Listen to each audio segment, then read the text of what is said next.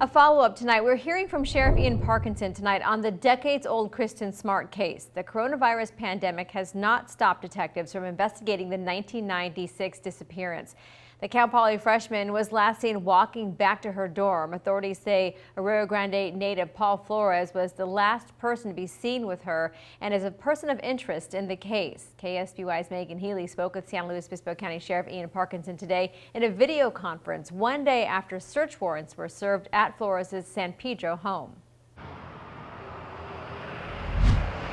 Well, Karina, Sheriff Ian Parkinson tells me they're continuing to push this case forward, focusing on what they can prove rather than what some people may believe. Well, the national attention that Kristin's story is getting is helping detectives put the pieces of this nearly 25-year-old puzzle together.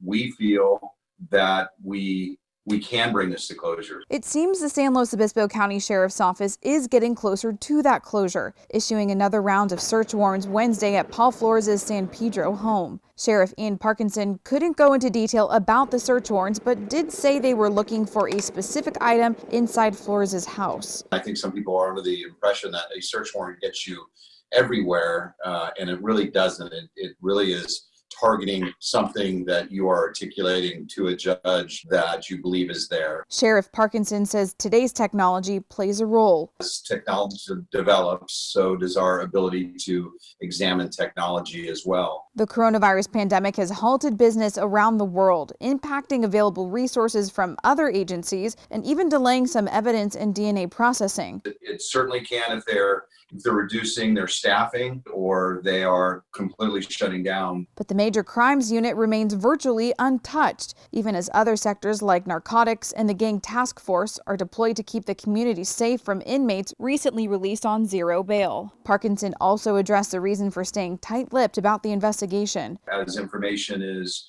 if it's disseminated, then it's transmitted, and that's something that can damage the case currently and in the investigative phase, but any future attempt to prosecute the case. But he says the attention can be good. So the more people that know about it, the more people that might have some information that come forward, the more it adds to that, that puzzle.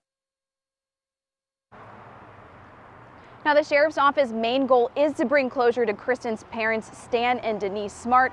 Sheriff Parkinson tells me he talks to them about every 2 weeks to bring them up to speed in this case. Parkinson also tells me it's difficult to tell when an arrest can be made in connection to Kristin's disappearance, but they're working every day to get more information. Reporting live in Arroyo Grande, I'm Megan Healy, KSBY News. Megan, thank you. The 25th anniversary of Kristin Smart's disappearance is May 25th.